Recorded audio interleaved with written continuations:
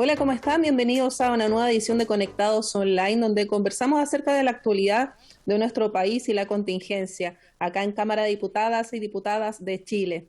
Vamos a establecer contacto con el diputado Patricio Rosas del Distrito 24 de la región de Los Ríos. ¿Cómo está, diputado? Bienvenido. Hola, ¿cómo están?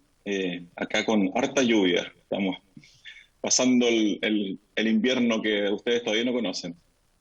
No, acá no se siente nada de lluvia, parece primavera todavía, nada de agua cae por aquí. Diputado, quiero llevarlo al tema sanitario, si nos puede comentar cuál es la situación que está viviendo Valdivia y las otras 11 comunas que usted representa, cómo está el tema por allá, el tema del COVID-19. Bueno, nosotros, justo estoy entre paciente y paciente ahora en la entrevista, pero nosotros como región, inicialmente en la primera ola fuimos beneficiados porque justo empezó la llegada del virus, que nunca se le puso atajo en las fronteras para empezar, que eso era lo que debió haber hecho como le pedimos desde la Comisión Salud al ministro Mañalich en ese momento, le pedimos que cierre las fronteras, tal cual lo estaba haciendo Australia y Corea y todos los países asiáticos, eh, para evitar que ingrese el virus y para poner restricciones a los que ingresaban. Se lo pedimos por oficio y todo. Bueno, no pasó eso, pero ya cuando entró el virus a Chile, se empezó a diseminar por Chile. Nosotros fuimos afortunados porque justo fue en marzo-abril, que es cuando acá empieza el invierno, entonces ya deja de venir visitas para acá, y tuvimos una primera ola muy suave, muy suave. De hecho, prácticamente lo que recibimos acá fue la descompresión de lo que pasó en Santiago en cuanto a las pacientes UCI. Eh, y lo otro que vimos con horror, obviamente, lo que estaba pasando en el norte, pero acá no se vivió, y por eso es que la pandemia recién la sentimos después, en la segunda ola, cuando se le dio el permiso de vacaciones, que también nos opusimos en la Comisión de Salud, porque no era lógico que después de haber tenido una primera ola y teniendo cerca de 3.000 casos todavía diarios a nivel país, se autorizara después de Navidad y de Año Nuevo, la posibilidad de que hubiera tanta movilidad en verano, porque sabíamos que eso iba a significar que las nuevas variantes que estaban por ahí por Latinoamérica y por Europa iban a llegar a Chile, como así pasó. Entonces ahí nosotros empezamos a tener un aumento de casos en febrero, marzo, y claro, hoy día prácticamente casi 3/4 de los fallecidos en nuestra región se produjeron entre diciembre del 2020 y a la fecha, digamos. Entonces, hemos tenido una mortalidad altísima para nuestra realidad. Somos una región pequeña, 380.000 habitantes, y tenemos ya 450 y tantos fallecidos, cifra ministerial con PCR positivo, pero aparte de eso hay más o menos cerca de 80 que por diagnóstico clínico fallecieron con COVID también. Entonces, hay una situación gravísima. Se han puesto cuarentenas por primera vez desde marzo en adelante en nuestra región, porque antes no había cuarentenas prácticamente. Entonces, se diseminó muy rápido y justo nos tocaron las cepas estas que son más contagiantes, y claro, generó muchos problemas en pacientes de adultos mayores que todavía no estaban vacunados, y claro, hemos tenido mucha mortalidad y muchos casos en nuestra región y muchas cuarentenas que no estábamos acostumbrados el año pasado. Diputado, llevarlo al trabajo de la Comisión de Salud, aprobaron unánimemente un proyecto que tiene que ver con los trabajadores que están en los servicios de urgencia principalmente, que han enfrentado todo este tema del COVID, que han tenido agotamiento, estrés y también mucha presión. Ahí ustedes reconocen esta situación que están viviendo y otorgan un fuero laboral para darles un poco de tranquilidad y también un descanso compensatorio. Si nos puede comenzar a comentar de esa iniciativa. Claro, esa es una iniciativa dentro de varias que hemos presentado desde el nivel parlamentario, como mociones parlamentarias, que van en apoyo a los trabajadores de la salud. De hecho, el bono para los trabajadores de la salud también hicimos un punto que finalmente se logró, que sea para todos y no solo los que estaban contrata, porque había una diferencia, se hace una diferencia odiosa ahí con los honorarios. Que finalmente la mayoría de las estrategias de la pandemia se financió vía honorarios para las contrataciones de las personas que están extra en el sistema para enfrentar la pandemia. Entonces era injusto que no se les considerara. Y en esa misma línea, este proyecto que firmamos varios diputados y que es la autora Carol Cariola, da un feriado de 14 días hábiles continuos para los trabajadores que han enfrentado la pandemia y que tienen hasta 2 años para tomarlo, posterior al término de la pandemia.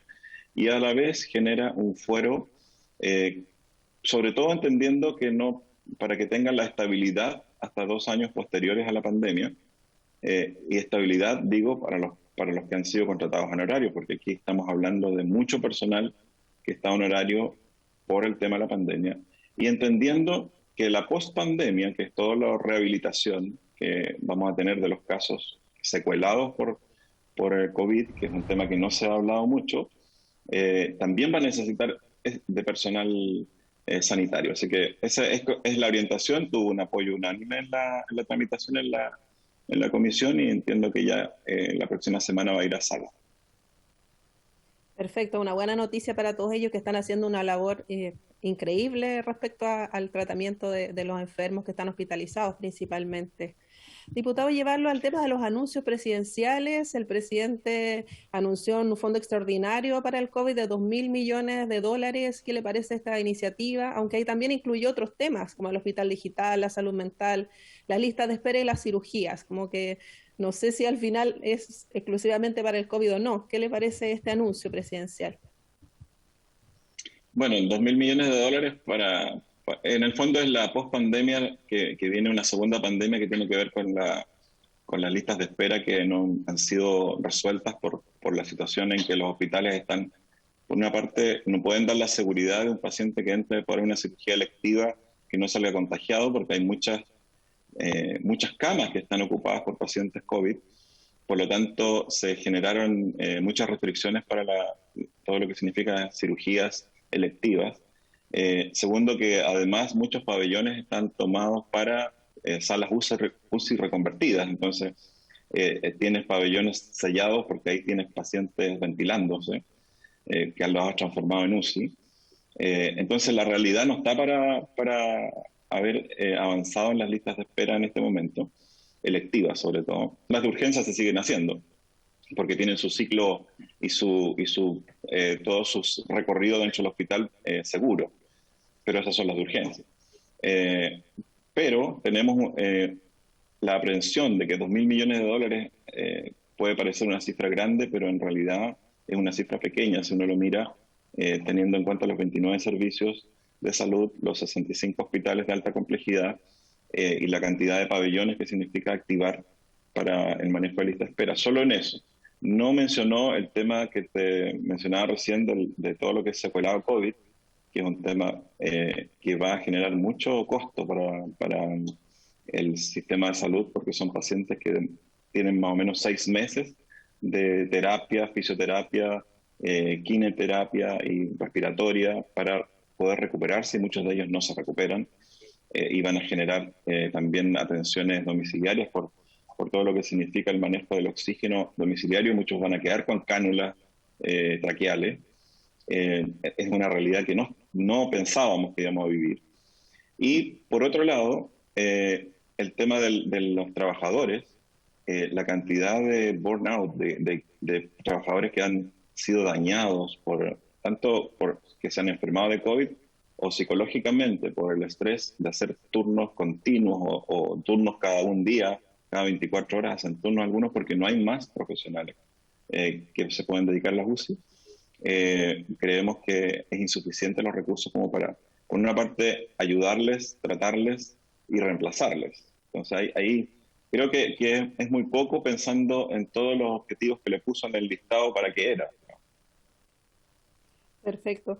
Diputado, y llevarlo al tema de la Comisión de Ciencias. Ustedes recibieron hace algunos días a los que están desarrollando este anticuerpo con alpaca para el tratamiento del COVID. Manifestaron la preocupación en la comisión acerca de buscar un mecanismo para poder financiar este tipo de investigaciones. porque a ellos les ha costado mucho poder tener recursos para desarrollar este tratamiento. Claro, desde un principio cuando hablamos con el ministro Mañalich en esa época, en febrero, en marzo, decíamos que desde la Comisión Salud que como médicos lo que esperábamos era la contención a COVID-0, que es bajar lo más posible los casos, pero ya si no se podía, también no solo apostar al tema de la vacuna, sino que también a terapias que puedan permitir que los pacientes no se agraven y terminen en la ventilación mecánica. Terapias antivirales. En ese momento, ningún antiviral ni otras drogas se probó. Se hablaba de la cloroquina, del hidróxido, de distintas cosas se habló durante esa época, pero estaban los anticuerpos que nosotros los habíamos ya visto funcionar con sincicial respiratorio, que se usaron se utilizan porque es un modelo en alpacas que genera un anticuerpo muy fácil de utilizar. Y bueno, Valdivia es pionero en eso en Chile porque ha desarrollado esta investigación antes para ANTA, para calicreínas del cáncer de mama, para sincicial, para virus Zika. Y también en febrero empezó a trabajar a iniciativa de una conversación que tuvimos en ese momento con ese equipo científico con COVID. Y resulta que encontró en mayo un nanoanticuerpo que es 100% efectivo a niveles nanomolares. ¿Qué significa eso? Que es 100% efectivo con muy poco, y es el más efectivo del mundo en cantidad de bloquear el virus. Y después se demostró en junio, esto lo están trabajando en cooperación con la Universidad de Queensland, de Australia, que además es 100% efectivo contra las cepas variantes sudafricana, la inglesa y la italiana, que es la europea, la variante que tuvimos en la primera ola. Entonces, la humanización de ese tratamiento cuesta $2,5 millones. ¿Qué significa la humanización? Es pasarlo de las pruebas que se han hecho en células de mono, en las células en ratones, qué sé yo, pasarlo a una inyección para usar en pruebas humanas. Esto ya se hizo para el sincicial, por eso es que es un modelo que ya está aprobado. Y de hecho en Bélgica se trata con el sincicial de esa forma y no tienen prácticamente uso de las UCI por sincicial, nosotros sí lo tenemos. Pero el Ministerio de Ciencias tiene recursos para financiar proyectos de 60 millones de pesos. Entonces, claro, $2,5 millones versus la opción que le da el Ministerio de Ciencia de 60 millones de pesos no es ni siquiera cerca de lo que se necesita, por lo tanto, lo más probable es que, de hecho, el gobierno regional ha aportado 200 millones, 2 veces ya 400 en total, para que siga avanzando. El gobierno de Corea, su Ministerio de Ciencias, ha aportado también cantidades equivalentes. Pero lamentablemente el Ministerio de Ciencia no tiene los recursos necesarios todavía para financiar este tipo de estudios.